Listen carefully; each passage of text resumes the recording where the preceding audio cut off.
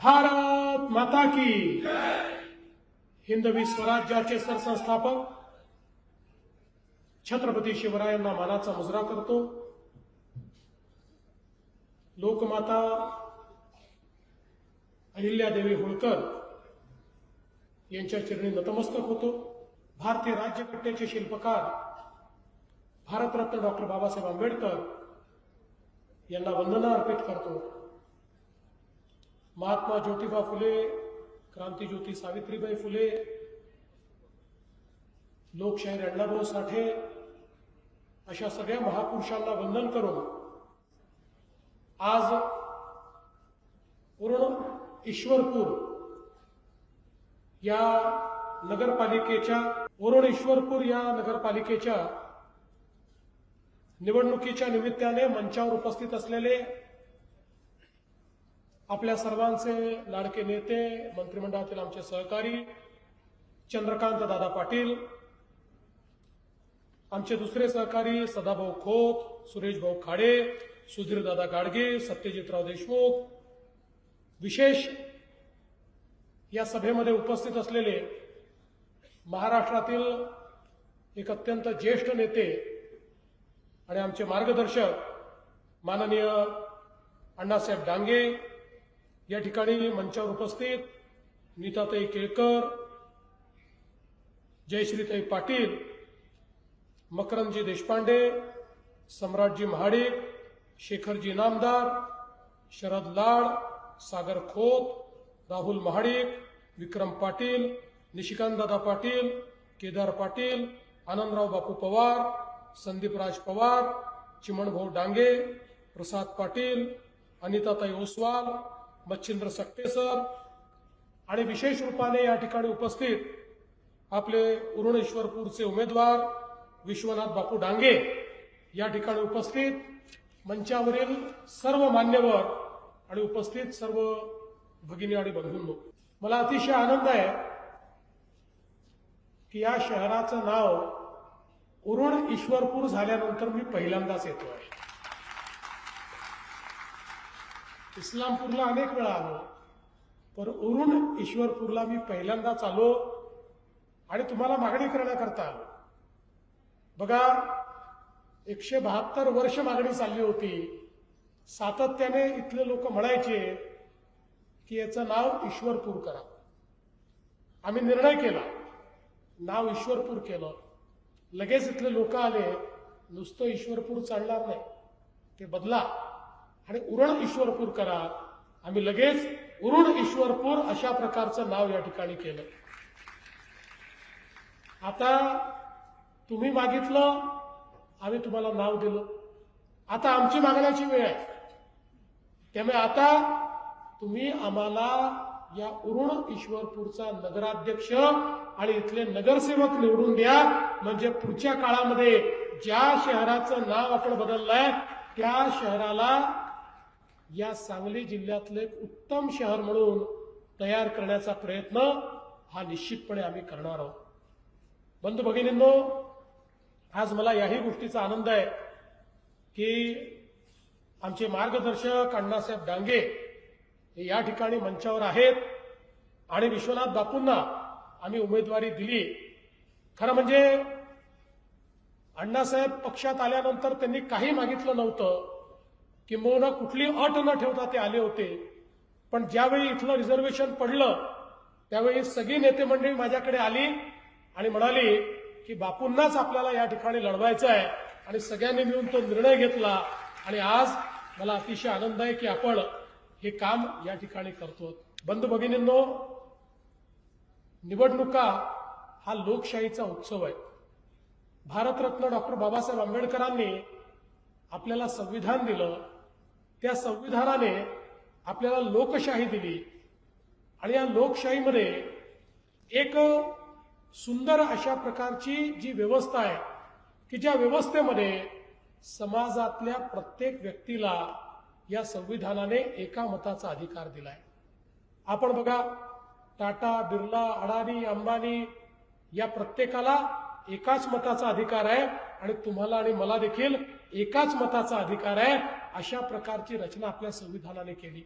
पण ही रचना करताना एक जबाबदारी देखील आपल्यावर टाकली आणि ती जबाबदारी अशी टाकली की आपण लोकसभेमध्ये मतदान करून आपल्या देशावर कोण पंतप्रधान झाले पाहिजे, कोणी राज्यकारभार चालवला पाहिजे हे ठरवतो. आपण विधानसभेत मतदान करून राज्याचा कारभार कोणाला द्यायचा, कोण मुख्यमंत्री झाला पाहिजे ठरवतो. आणि या नगरपालिकेच्या निवडणुकीमध्ये नगराध्यक्षाला आपण त्या ठिकाणी मतदान करून पुढचे 5 वर्ष कोणाच्या हाती आपल्या शहराचा कारभार द्यायचा याचा निर्णय आपण करतो.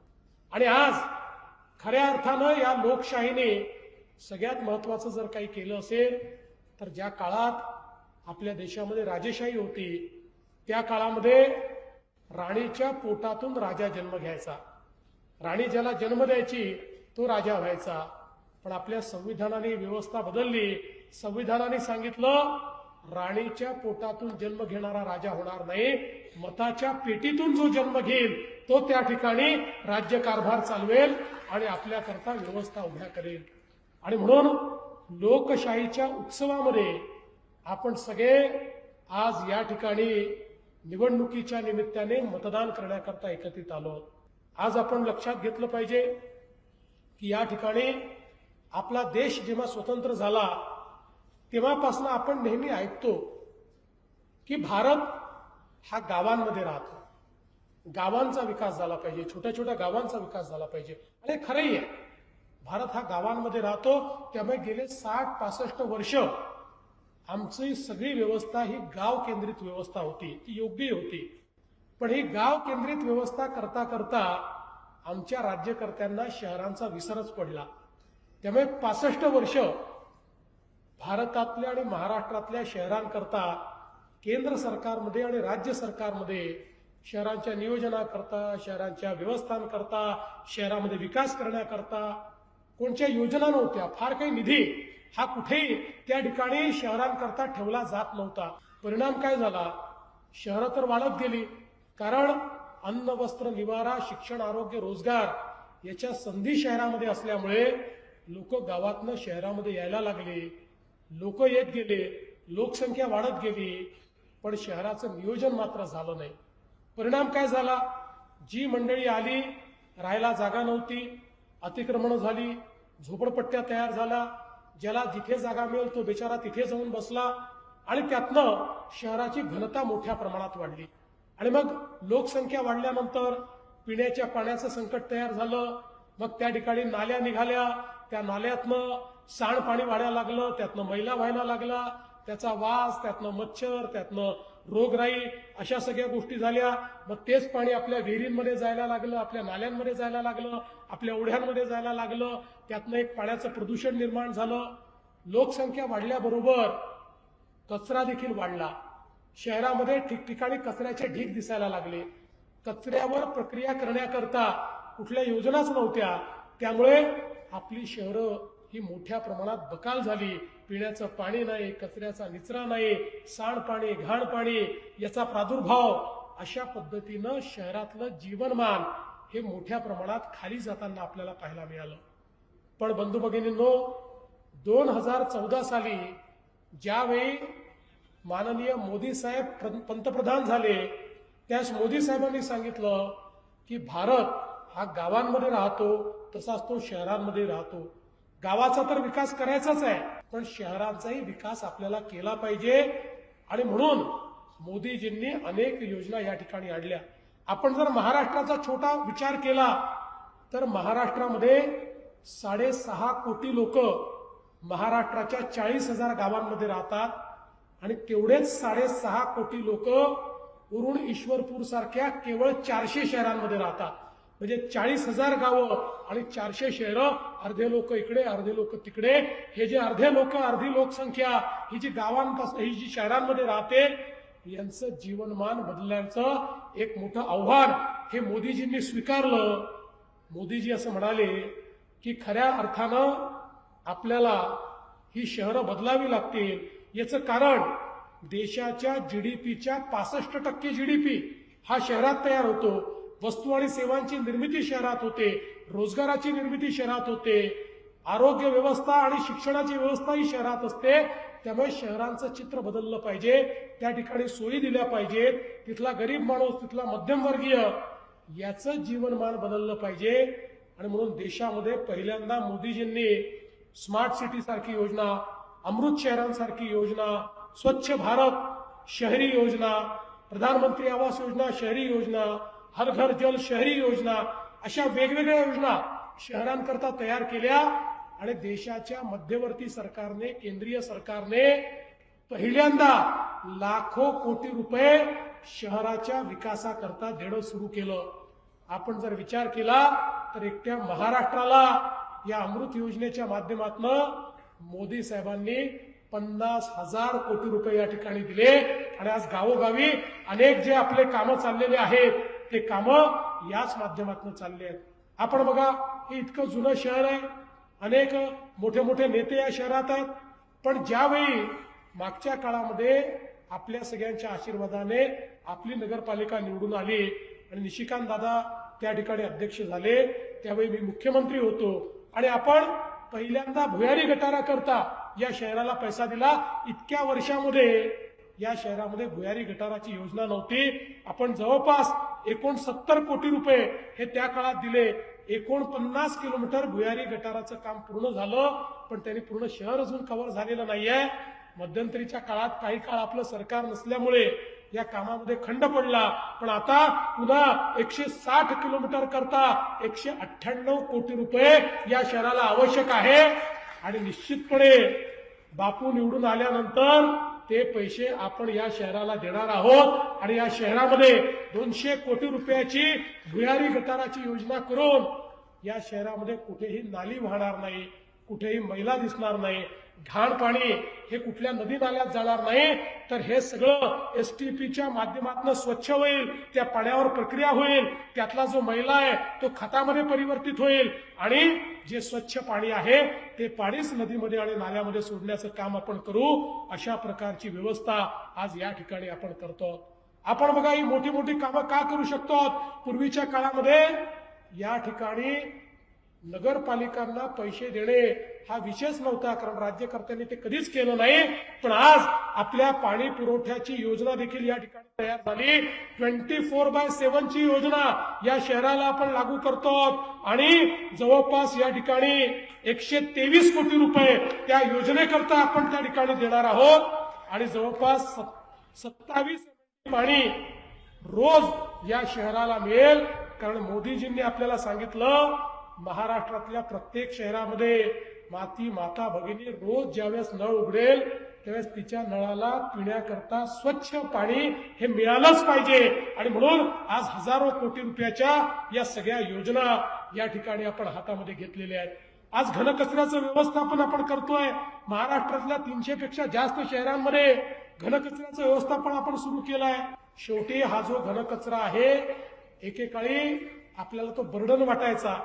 आपला घनकचरा म्हणजे आपल्या डोक्यावर एक त्याचा ताण असायचा.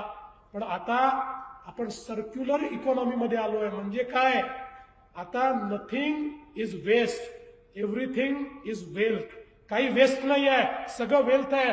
तसा घनकचराही आता त्या ठिकाणी संपत्ती झालेला आहे. आता आपण बघितलं असेल तर आपण घनकचऱ्याच्या व्यवस्थापनाकरता प्रधानमंत्री स्वच्छ भारत योजनेच्या माध्यमातून मोठ्या प्रमाणात निधी उपलब्ध करून देतो. आणि त्या ठिकाणी केवळ कचरा उचलायचा आणि कुठेतरी डंप करून टाकायचा आणि मग तिथे ढिगारे लावायचे, त्यातनं वास, त्यातनं गॅस, त्यातनं प्रदूषण, अशा गोष्टी नाही. तर आता घनकचऱ्यालाही प्रक्रिया करून त्या माध्यमातून आपण पेलेट्स तयार करतो, कोळसा तयार करतो, त्या माध्यमातून आपण खत तयार करतो. महाराष्ट्रात तर आपण घनकचऱ्यापासून तयार होणाऱ्या खताचा एक नवीन ब्रँड तयार केलेला आहे. आणि एवढंच नाही तर जिथे कचरा जास्त असेल त्या मोठ्या नगरपालिकांमध्ये तर आता आपण कचऱ्यापासून गॅसची निर्मिती करतोय. महानगरपालिकांमध्ये कचऱ्यापासून विद्युत निर्मिती आपण करतोय. त्यामुळे आता हा कचरा ही लायबिलिटी राहिलेला नाही, तर प्रत्येक शहर स्वच्छ झालं पाहिजे, त्या शहरातल्या कचऱ्यावर प्रक्रिया झाली पाहिजे. याकरता एक निश्चित अशा प्रकारचा आराखडा आज आपण या ठिकाणी तयार केलाय. मगाशी बापू म्हणत होते पार्किंगची व्यवस्था झाली पाहिजे, अतिशय महत्वाचं आहे. खरं म्हणजे आपल्या शिंदे साहेबांनी या ठिकाणी भाजी मंडई करता 54 कोटी रुपये दिले आहेत. त्या ठिकाणी पार्किंगची देखील आपण व्यवस्था केलेली आहे. पण त्याही पेक्षा महत्वाचं हे शहर रस्त्यावर आहे आणि या ठिकाणी लोकसंख्याही वाढते, वर्दळी वाढते. त्यामुळे सगळ्यात महत्वाचं जर काही असेल तर या शहराला रिंग रोड देणं हे सगळ्यात महत्वाचं आहे. आणि मी निश्चितपणे आपल्याला आश्वासित करू इच्छितो की येत्या काळामध्ये या शहराकरता रिंग रोड आपण निश्चितपणे तयार करून देऊ की ज्या माध्यमातून आज हा जो एक मोठा ट्रॅफिकचा प्रश्न या शहरामध्ये तयार झालाय तो आपण पूर्ण करू. खरं म्हणजे पेठ नाक्यापासून तर इथपर्यंतचा जो रस्ता आहे तो रस्ता देखील आमच्या दादांनी पुढाकार घेतला आणि त्या ठिकाणी तो रस्ता चांगला करून घेतलाय. पण हा संपूर्ण रस्ता आपल्याला अतिशय चांगल्या दर्जाचा ठेवायचा आहे आणि म्हणून आपल्या गडकरी साहेबांनी देखील त्याकरता आपल्याला मोठी मान्यता दिलेली आहे आणि हे एक जे काही महत्वाचं काम आहे हे काम देखील येत्या काळामध्ये निश्चितपणे आपण करणार आहोत. बंधू भगिनींनो, आज जर आपण बघितलं तर वेगवेगळ्या पद्धतीने आपल्याला या शहराला कशा प्रकारे विकसित करता येईल याचा एक प्लॅन आपल्याकडे आहे. खरं म्हणजे या ठिकाणी शास्तीकराचा मुद्दा तुम्ही मांडला. हा मुद्दा तुम्ही जर माझ्याकडे आधीच आणला असता तर आतापर्यंत जो शास्तीकर मी स्थगित करून दिला असता. याचं कारण सगळ्या महानगरपालिकेचा शास्तीकर मी स्थगित केलेला आहे सगळ्या. आणि मग इथं नगरपालिका इथं बिचारे म्हणजे महानगरपालिकेपेक्षा तुलनेनं कमी उत्पन्नाची जागा आहे. त्यामुळे इथे शास्तीकर लावण्याचं काही कारण नाही आहे. त्यामुळे तुम्ही काळजी करू नका. आता बापू तुम्ही निवडून आले की थेट माझ्याकडे या, एक कागद घेऊन या. आता आचारसंहिता असल्यामुळे कागदावर लिहिता येणार नाही. पण तुम्ही निवडून आल्यानंतर आले की कागदावर एका फटक्यात लिहितो आणि तुमचा शास्तीकर स्थगित करून टाकतो. कोणालाही त्या ठिकाणी शास्तीकराची अडचण येणार नाही. अशा प्रकारचा काम या ठिकाणी आपल्याला करायचं आहे.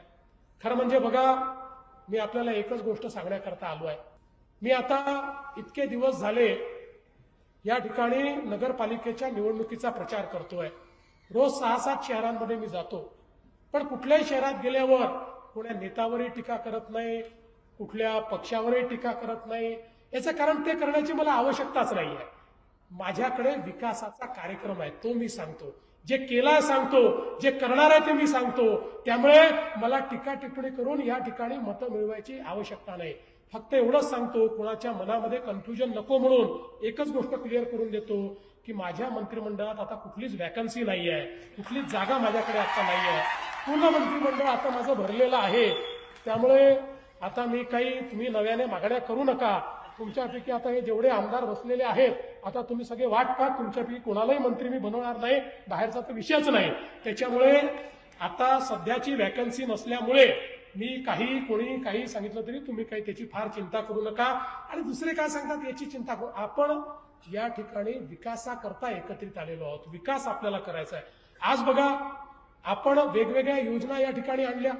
आपल्या प्रधानमंत्र्यांनी आपल्याला सांगितलं प्रत्येक गरीबाला घर द्या. आणि गरीबाला घर द्या म्हणताना प्रधानमंत्र्यांनी त्याची जात पाहिली नाही, त्याचा धर्म पाहिला नाही, त्याचा पंथ पाहिला नाही, त्याची भाषा पाहिली नाही. त्यांनी सांगितलं जो कोणी असेल, हिंदू असेल, मुसलमान असेल, शीख असेल, बौद्ध असेल, ईसाई असेल, कोणी असेल, प्रत्येकाला घर मिळालं पाहिजे. आपल्याला प्रधानमंत्री आवास योजनेतनं मोठ्या प्रमाणात त्यांनी निधी दिला. पण आपल्या लक्षात आलं की निधी तर आपल्याकडे आला, पण अनेक नगरपालिकांमध्ये तो निधी आपल्याला खर्चच करता येत नाही. मग आता त्याचं कारण काय, तर आपल्या लक्षात आलं की अनेक लोक असे आहेत जे अतिक्रमण करून बसलेले आहेत आणि जर त्यांना त्या ठिकाणी तो निधी द्यायचा असेल तर त्यांच्या नावाने पट्टा पाहिजे, त्यांच्या नावाने मालकी पाहिजे.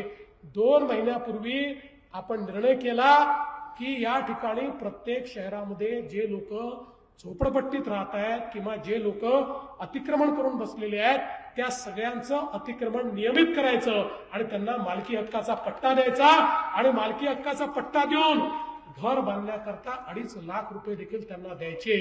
बापू, मी तुम्हाला विनंती करतो की या ठिकाणी तुम्ही निवडून आल्यानंतर पहिलं काम हे हातामध्ये घ्या, लोकांचे पट्टे द्या आणि जो गरीब आहे, जो झोपडपट्टीमध्ये राहतोय त्याला त्या ठिकाणी प्रधानमंत्री आवास योजनेच्या अंतर्गत हे घर मिळालं पाहिजे. अशा प्रकारचा प्रयत्न आपण करा. खरं म्हणजे आज आपली महायुती जी कामं करते, वेगवेगळ्या योजना आम्ही आणल्या. आज तुम्ही बघा, आपण लाडकी बहीण सारखी योजना आणली. ज्यावेळी महायुतीला 232 जागा मिळाल्या, काही लोकांनी म्हणणं सुरू केलं, आता यांना इतक्या जागा मिळाल्या, आता हे लाडकी बहीण योजना बंद करणार, आता हे लाडकी बहीण योजना सुरू ठेवणार नाही. पण लाडक्या बहिणींना सांगतो, गेला 1 वर्ष योजना चालूच आहे आणि जोपर्यंत तुमचा देवाभाऊ मुख्यमंत्री आहे ही योजना सुरूच राहील, ही योजना बंद होऊ शकत नाही. पण त्याच वेळी माझी बापू तुम्हाला विनंती आहे, आता माझ्या लाडक्या बहिणींना केवळ लाडक्या बहिणी ठेवू नका, तुम्ही निवडून आल्यानंतर त्यांना लखपती दिदी करा, कारण आता लखपती दिदीचा कार्यक्रम आपल्याकडे आलेला आहे. आणि मला सांगताना आनंद वाटतो, गेल्या 1.5 वर्षामध्ये आपण या महाराष्ट्रामध्ये 50 लाख बहिणींना लखपती दिदी केलाय आणि पुढच्या वर्षाच्या शेवटापर्यंत 1 कोटी लाडक्या बहिणी या लखपती दिदी असतील. लखपती दिदी म्हणजे जी माझी बहीण सरकारच्या योजनांचा फायदा घेऊन वर्षाला 1 लाख रुपयापेक्षा जास्त पैसे दरवर्षी कमवते, अशी आमची लाडकी बहीण लखपती दिदी म्हणवते. अशा 1 कोटी बहिणी आम्ही लाडक्या बहिणी बनवणार आहोत. आणि माझी विनंती आहे की उरण ईश्वरपूरमध्ये देखील आपलं सरकार आल्यानंतर, आपले नगराध्यक्ष झाल्यानंतर मोठ्या प्रमाणात या योजना तुम्ही लागू करा. बघा, या योजना लागू करतानाही आपण विचार केला का? अनेक लोक आमच्यावर आरोप लावतात, हा समाज तुम्हाला वोट देणार नाही, त्या धर्माचे लोक तुम्हाला वोट देणार नाही. अरे, आम्ही कधी भेदभाव केला नाही. आम्ही या ठिकाणी कधी म्हटलं नाही की जी आमची लाडकी बहीण योजना आहे ती योजना फक्त एखाद्या समाजाला लागू आहे, एखाद्याच धर्माला लागू आहे. आमच्याकडे भेदभाव नाही आहे. आमचं एकच म्हणणं असतं की जो व्यक्ती या भारताला आपला भारत मानतो, जो या ठिकाणी भारताच्या कल्याणाचा विचार करतो आणि भारताच्या तिरंग्याचा मान म्हणजे माझा मान आहे असं जो व्यक्ती समजतो, अशा प्रत्येक व्यक्तीचा या ठिकाणी उत्थान करणं आणि त्याच्या जीवनामध्ये विकास करणं हे आमचं कर्तव्य आम्ही समजतो. आणि म्हणून आमच्या सगळ्या योजना या समाजातल्या शेवटच्या व्यक्तीपर्यंत आपण पोहोचवतो. कारण या ठिकाणी जो गरीब आहे, जो मध्यमवर्गीय आहे, त्याची जात, पंथ, धर्म, भाषा न पाहता आपल्याला त्या ठिकाणी त्याचा विकास करायचा आहे. आणि म्हणून या ठिकाणी या सगळ्या गोष्टी आपण करतो. मी आपल्याला सांगू इच्छितो की आम्ही केवळ भाषण करणारे लोक नाही आहोत. जे सांगतो ते करतो, जे आश्वासनं देतो ते करतो. आपण बघा, आम्ही महात्मा फुले जनारोग्य योजना सुरू केली. 5 लाखापर्यंतचा उपचार हा सगळ्यांना मोफत केला. आता कोणाचं रेशन कार्ड पाहायचं नाही, कोणाचं स्टेटस पाहायचं नाही, जात धर्म पाहायचा नाही, सगळ्यांना 5 लाखापर्यंतचा इलाज आपण मोफत केला. मग आता मध्यंतरी आमच्याकडे अनेक लोकांनी लक्षात आणून दिलं, म्हणाले, साहेब तुम्ही 1300 आजार मोफत उपचाराकरता ठेवले आहेत, पण यात अनेक आजार असे आहेत की जे आजार तुमच्या याच्यात समाविष्टच नाहीये. त्या आजारांकरता 5 लाख, 6 लाख, 4 लाख अशा वेगवेगळ्या प्रकारचा खर्च आम्हाला येतो. आणि तुमच्या याच्यात ते आजार नसल्यामुळे गरीबावर मरण्याची वेळ आहे. ते बघितल्याबरोबर मी पुन्हा एकदा अनेक कन्सल्टंटशी बोललो, डॉक्टरांशी बोललो, वेगवेगळ्या राज्यातल्या योजना पाहिल्या, केंद्र सरकारच्या योजना पाहिल्या, आपल्याकडे कुठले रोग प्रामुख्याने होतात त्याचा आढावा घेतला आणि निर्णय केला, आता 1300 रोगांकरता नाही, 2400 रोगांकरता 5 लाखापर्यंतचा इलाज हा सगळ्यांना मोफत आम्ही देणार आहोत. आणि 9 रोग तर असे आहेत की ज्यामध्ये 5 लाखापेक्षा जास्त खर्च येतो. त्या 9 रोगांमध्ये 35 लाखापर्यंतचा खर्च हा राज्य सरकार करेल. कोणालाही चिंता करण्याची आवश्यकता नाहीये. कोणी आजारी पडलं आणि त्याच्या पलीकडे जाऊन मुख्यमंत्री सहायता निधी आपण सुरू केलेला आहे. अनेक गोष्टी अशा असतात की मग एखाद्या वेळेस लोक अशा हॉस्पिटलमध्ये ऍडमिट होऊन जातात की जे हॉस्पिटल आपल्या महात्मा फुले जनारोग्य योजनेमध्ये अप्रूव्ड नाहीये आणि मग त्यांची अडचण होते. अशा लोकांना आपलं मुख्यमंत्री आरोग्य सेवा जी आपण सुरू केली आहे त्याच्या माध्यमातून मदत करतो. आपण ट्रस्ट हॉस्पिटलची सेवा सुरू केली आहे त्याच्या माध्यमातून आपण मदत करतो. मी तर तुम्हाला विनंती करेन, समाजातला कोणी गरीब असेल, कोणीही त्या ठिकाणी मध्यमवर्गीय असेल, कुठलंही ऑपरेशन करायचं असेल आणि त्याच्याजवळ पैसे नसतील तर तुम्ही आमच्या मुख्यमंत्री जे आरोग्य कक्ष आहे या कक्षाला तुम्ही अर्ध्या रात्री त्या ठिकाणी संपर्क करा. त्याचं सगळं ऑपरेशन मोफत करण्याचं काम हे आम्ही करू, ती जबाबदारी आम्ही घेऊ. कारण समाजामध्ये उत्तम आरोग्य असलं पाहिजे अशा प्रकारचा आपला प्रयत्न आहे. आणि म्हणून बंधू भगिनींनो, खूप कामं आपल्याला करायची आहेत. हे सरकार सर्वांकरता विचार करणारं सरकार आहे. मागच्या काळात आमच्या सदाभाऊंनी सांगितलं, क्रांतिसिंह नानांच्या नावाने या ठिकाणी तुम्ही एक फूड टेक्नॉलॉजीचं कॉलेज करा. तात्काळ आम्ही ते कॉलेज त्या ठिकाणी केलं. आता आपले शेतकरी ज्यावेळेस अडचणीत आले त्यावेळेस शेतकऱ्यांना 32,000 कोटी रुपयाचं पॅकेज आपण त्या ठिकाणी दिलं. आणि एवढंच नाही तर शेतकऱ्यांना मोफत वीज ही आपण देतो आहे. ती पण योजना 5 वर्ष आम्ही बंद करणार नाही. शेतकरी असो, कामकरी असो, मजूर असो, प्रत्येकाच्या जीवनामध्ये परिवर्तन करण्याकरता हे सरकार या ठिकाणी काम करत आहे. तेच परिवर्तन आपल्याला या उरण ईश्वरपूरमध्ये देखील करायचं आहे. आणि म्हणून तुम्हाला एवढीच विनंती करण्याकरता आलो आहे, येत्या 2 तारखेला जिथे कमळ असेल तिथे कमळ, जिथे धनुष्यबाण असेल तिथे धनुष्यबाण, जिथे घड्याळ असेल तिथे घड्याळ, या तिन्ही चिन्हांवर आपण बटन दाबावी. नगराध्यक्षाकरता कमळ आहे, नगराध्यक्षाकरता सगळ्यांनी कमळाचं बटन दाबावं. मी एवढीच विनंती करतो, 2 तारखेला आमची चिंता तुम्ही करा, पुढचे 5 वर्ष तुमची चिंता आम्ही करू. या वरुण ईश्वरपूरला एक पैसाही कमी पडू देणार नाही. इथल्या योजना पूर्ण करण्याची सगळी जबाबदारी मी स्वतः या ठिकाणी घेतो आणि माझं बोलणं संपवतो. धन्यवाद. जय हिंद, जय महाराष्ट्र.